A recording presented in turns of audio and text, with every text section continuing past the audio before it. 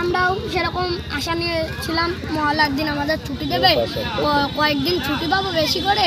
আগে প্রথমে 5 দিন ছুটি দিত, এবার কয়েকদিন বেশি ছুটি পাবো। এই যে এখন পুজো হলো না, এখন প্রাইভেটে কেন তো পুজো হবে না কেন? পুজো জানি দিদি করতে দিচ্ছে না, ডেটের পর ডেট চেঞ্জ করছে, ডেটের পর ডেট। পুজোটা হবে কবে? পুজোর পরে না, পুজোর পরে, পরের বছর। তো ডেটটা চেঞ্জ করলো কবে? কবে বললো যে পুজো সরাসরি হবে না? কবে বলছে? সরাসরি বলেছে কালকে। কালকে। আর এই পুজো হবে না বলে তুই ব্যাগ নিয়ে পড়তে গেলি? হ্যাঁ, পড়তে তো যেতেই হবে, পুজো হচ্ছে না।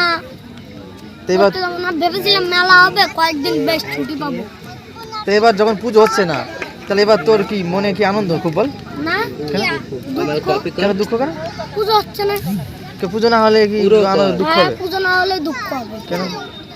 আর পুজো হচ্ছে না, কত বছর হয় পুজো, পুরনো পুজো 55 বছরের তাই এবার কি কষ্টের কথা দিকটা বল। বৃহস্পতিবার ছিল না, শুক্রবার। তারপরে বললো আবার বৃহস্পতিবার। কবে দেবে ডেট?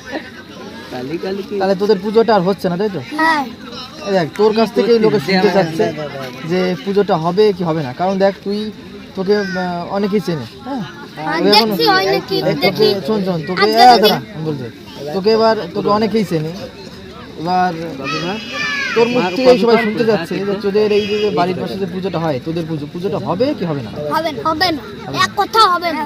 দিদি আমাদের এই পুজো করতে দেবে না, দিদি অন্য পুজো করতে দেবে, অন্য পুজো করতে দেবে। 110 আর ওই কোথায় যেন দাঁড়াও, কোথায় যেন 170 ফুটের প্যান্ডেল হচ্ছে, সেইখানে বাধা পড়ছে না। সেইখানে তো অলিগলি, একটা গাড়িও যেতে পারে না, মানুষ শুধু হাঁটতে পারে, হাঁটার আর যার রাস্তা। এইখানে ওইখানে পুজো করতে দিচ্ছে না। কোথায় যেন আবার লেজার লাইট নিয়ে বিতর্ক হচ্ছে, ওইখানে পুজো করতে দিচ্ছে। আমাদের এই খোলামেলা মাঠে পুজো করতে দিচ্ছে না।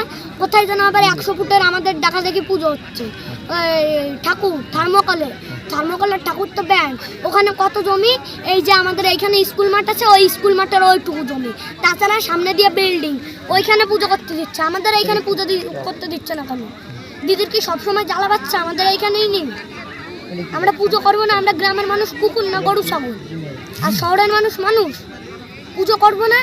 পুজো সবার জন্য, পুজো তো সবার জন্য। পুজো কি আমাদের জন্যই না? এই যে আমাদের পাড়া কেউ মরে গেলে এরকম শোক পড়ে না, এই যে পুজো না হওয়ার জন্য শোক পড়েছে। এই যে কত চাষি এখন লোকের বাড়ি অনায়াসে খাচ্ছে।